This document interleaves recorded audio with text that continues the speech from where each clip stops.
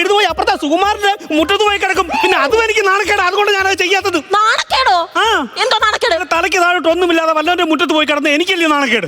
എന്റെ അമ്മ എന്തോ അമ്മയുടെ കാര്യം കൂടുതൽ സംസാരിക്കല്ലേ. 3 മാസം പ്രസവം കഴിഞ്ഞ് ഇവിടെ കിടക്കുക. ഇവിടെ വീട്ടിൽ പോകാൻ പറഞ്ഞാൽ കേൾക്കത്തില്ല. പണ്ട് ഇതുപോലെ പിണങ്ങി വന്ന് കെട്ടിയവനോട് പിണങ്ങി ഞാൻ ഒരു വിധത്തിലാണ് ഇവിടെ തിരിച്ചു വിട്ടതും. ഇപ്പൊ ഇവിടെ കിടക്കുക. പോണി കെട്ടി പറക്കി പോത്തില്ലെന്ന് പറഞ്ഞാൽ പോത്തില്ല. ഞാൻ ഇവിടെ നിൽക്കുന്നതിന് വ്യക്തമായിട്ടുള്ള കാരണമുണ്ട്. എന്റെ അമ്മ എന്റെ കൂട്ടുകാരി സന്ധ്യയുടെ കുഞ്ഞിന്റെ 28 കെട്ടിന് അവർ എന്തുവാ ഇട്ടത്? പേര് മാത്രമല്ല, അവർ 2 കൊന്റെ മാല ഇട്ടായിരുന്നു. അതുപോലെ എനിക്കൊരു മാല വേണം. അന്ന് ഞാൻ പോകാം. സന്ധ്യയുടെ കുഞ്ഞിന് ഇട്ട പോലെ മാല നിനക്കും വേണം. എടി, സന്ധ്യയുടെ അച്ഛൻ എവിടാ ജോലി ചെയ്യുന്നത്? കാനഡയില്.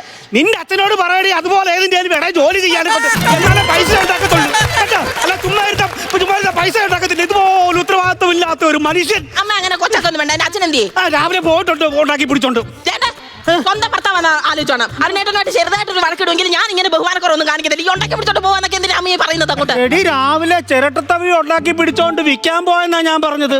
അതല്ലേ അങ്ങാരുടെ ജോലി. സത്യം പറഞ്ഞ ഇന്നത്തെ കാലത്ത് ഈ ചിരട്ടത്തവിയൊക്കെ ആരും വാങ്ങിക്കുമെന്നുള്ള കാര്യം എനിക്കറിയത്തില്ല. അങ്ങാറുണ്ടാക്കുന്ന ചിരട്ടത്തവിയെ കഞ്ഞി കോരിക്കഴിഞ്ഞാൽ പിള്ളേർ നടന്നു പെടുക്കുന്ന പോലെ വെള്ളം പോവുക. അങ്ങനത്തെ തവി ആരെങ്കിലും വാങ്ങിക്ക് പോടി. അമ്മ ഒരു ഉപകാരം ചെയ്യോ? അച്ചാച്ചൻ വരുമ്പോ അച്ചാച്ചനോട് പറ, അച്ചാച്ചൻ കഷ്ടപ്പെട്ടിരിക്കും മാല മേടിച്ചു തരും. മാല, സ്വർണ്ണമാല നിന്റെ അച്ഛൻ. ഇവള് പ്രസവിച്ച് കഴിഞ്ഞപ്പോഴേ ഞാൻ പറഞ്ഞു പോയി 2 കെട്ടുടുപ്പ് വാങ്ങിച്ചോണ്ട് വരാൻ.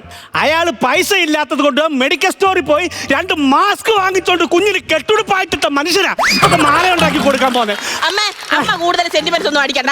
മാല കിട്ടിയില്ലാന്നുണ്ടെങ്കിൽ ഞാൻ ഇവിടെ വലിയ പ്രശ്നം ഉണ്ടാക്കും. ഞാൻ വലിയ പൂവ് ഉണ്ടാക്കും. എന്റെ സ്വഭാവം എനിക്ക് തന്നെ പിടിക്കാതിരിക്കുവോ? സമരം ചെയ്താലും ഞാൻ മാല കൊണ്ട് പോകാം. നീ സമരം ചെയ്ത് പരിചയമുള്ളവളാ നീ. സത്യം പറയാമല്ലോ, 7ാം മാസത്തിലാണ് ഞാൻ ഇവിടെ പ്രസവിച്ചേ. വയ്യാഴിക ഒന്നും ഉണ്ടായിട്ടല്ല.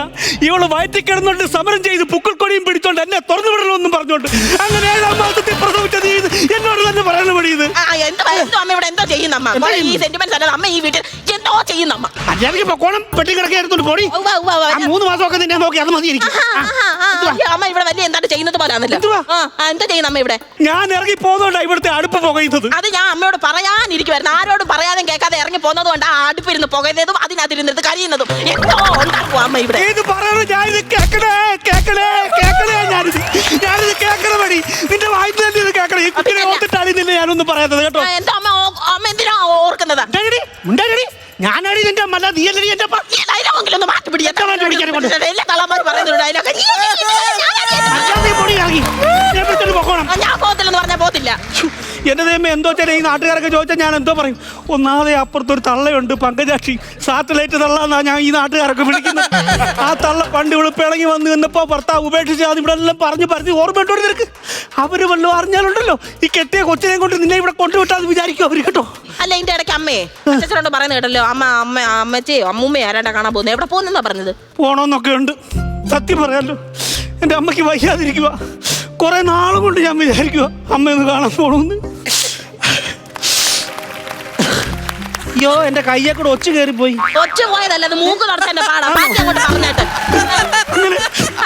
അമ്മ മെഡിക്കൽ കോളേജിലാ. സത്യം പറയാലോ, മെഡിക്കൽ കോളേജ് അച്ഛൻ മരിച്ച പിന്നെ അമ്മയെ ഞങ്ങൾ 3 മക്കളെ നോക്കിയത്. ഈ അമ്മച്ചിയുടെ പറച്ചിൽ കേട്ടതൊന്നും അമ്മൂമ്മ ചാവാൻ കിടക്കുവാന്നല്ല. മെഡിക്കൽ കോളേജിന്റെ ഫ്രണ്ട് ലോട്ടറി കച്ചവടം ഞങ്ങളുടെ അമ്മൂമ്മ. നാളെയോ മറ്റന്നാളോ എടുക്കും അടിക്കും അങ്ങനല്ലേ പറയുന്നത്? ഞങ്ങളുടെ അമ്മയ്ക്ക് ലോട്ടറി അടിച്ചിട്ടുണ്ട്. ഭാഗ്യക്കേടിനങ്ങാണ്ട് ആർക്കും വിറ്റ് പോവാത്ത ഒരു ലോട്ടറി അടിച്ചു 5000 രൂപ. അത് കണ്ടോണ്ട് അത്ഭുതത്തിൽ നെഞ്ചത്തൊരൊറ്റ അടി, അതോടെ ബോധം പോയി.